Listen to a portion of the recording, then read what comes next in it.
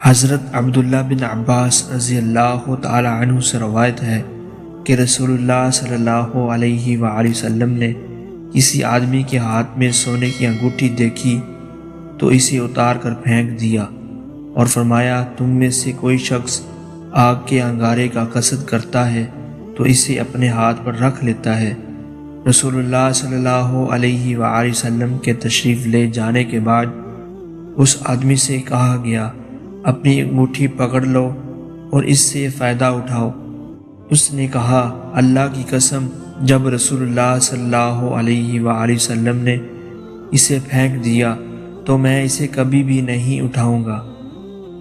حضرت ابو ہریرہ رضی اللہ تعالی عنہ سے روایت ہے کہ رسول اللہ صلی اللہ علیہ وآلہ وسلم نے فرمایا، جو شخص اپنے دوست کو آگ کا چھلا پہنانا پسند کرتا ہے تو وہ اسے سونے کا چھلا پہنا دے۔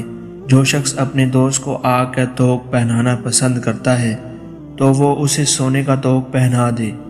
جو شخص اپنے دوست کو آگ کے کنگن پہنانا پسند کرتا ہے تو وہ اسے سونے کے کنگن پہنا دے، لیکن تم چاندی کو لازم پکڑو اور اس کے زیور بناؤ۔ حضرت علی رضی اللہ تعالی عنہ سے روایت ہے کہ نبی کریم صلی اللہ علیہ وآلہ وسلم نے ریشم پکڑا اور اسے اپنے دائیں ہاتھ پر رکھ لیا۔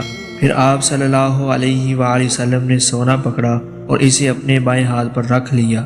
پھر فرمایا، بے شک یہ دونوں چیزیں میری امت کے مردوں پر حرام ہیں۔